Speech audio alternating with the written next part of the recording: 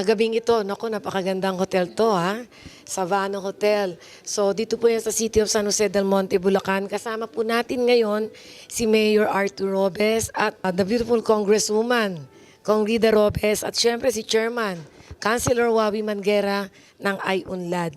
Ito po ay tayo magbibigay po ng pag-alay na sa ating magating na kuya, no? Kuya Art, si Mayor at saka si Ate Kong. Dahil po sa nais naming maitaas ang antas ng kabuhayan ng ating mga bayani magsasaka at hindi lang kabuhayan at siyempre para sa pamilya din po. Kaya po gusto namin ipakilala at ibigay namin sa kanila po itong Yupa Grow na alay po ng Ay-Unlad Foundation. Alam ko, ilan na po ba ang mga farmers pa natin dito sa San Jose del Monte? Actually, hindi na ganun kadami, no? Although, meron pa rin, kokoti na lang yung sakahan namin ng palay, but ang marami dito ay gulayan.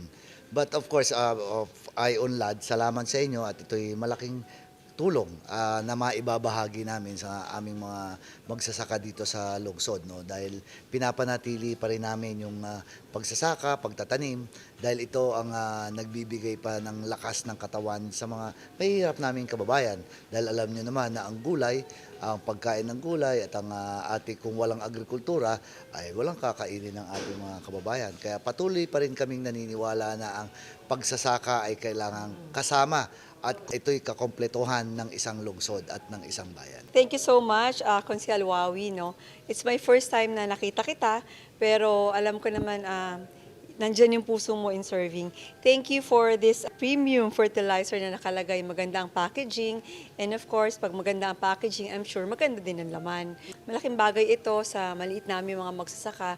Although, sabi nga ni Mayor, we only have few. Pero alam niyo si Mayor is also a farmer. Kaya nung nakita niya yan, sobrang hinawakan niya na ayaw niya nang bitawan. So, maraming salamat and I hope na mas marami ka pang matulungan through your foundation and with this, yung sa farmers mo, mas okay yun sa tingin ko.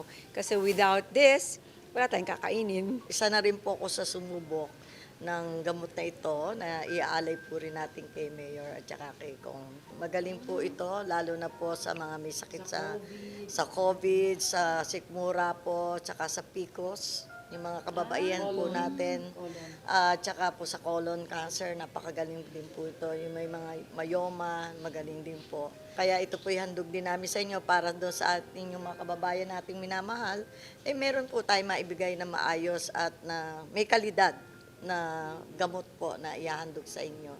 At kasama rin po yung Yupak Clean, no? At iyan po, ako rin po mismo ang sumubok niyan. Yan po ay sa aming maliit na poultry ay amin po in-spray. Walang langaw, walang amoy po ang ating piggery farm. Kaya po alam ko na malaking bagay po rito dahil alam ko po si Kong. Ayaw din po ng langaw na tulad ko. Dahil siyempre po ang kalinisan ay napakahalaga.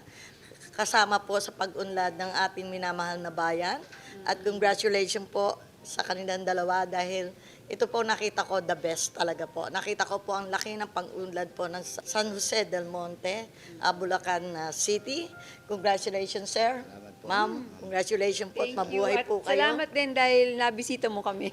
It's my pleasure po, ma'am. At Salamat po. babalik po kami. Okay. Magbibigay po ako sa inyo ng popcorn and cotton candy maker. Okay, very good. Thank you so much. So, mga kaibigan, siyempre, kakibat nito yung patuloy na pag-unlad, pagsulong ng City of San Jose del Monte, Bulacan, at ngayon ay pa-highly urbanized. Dapat lang naman. Mula sa pagpasok mo hanggang mismo sa town proper, naku, ito pa lalo ang nagpaganda, no, na merong isang napakagandang hotel.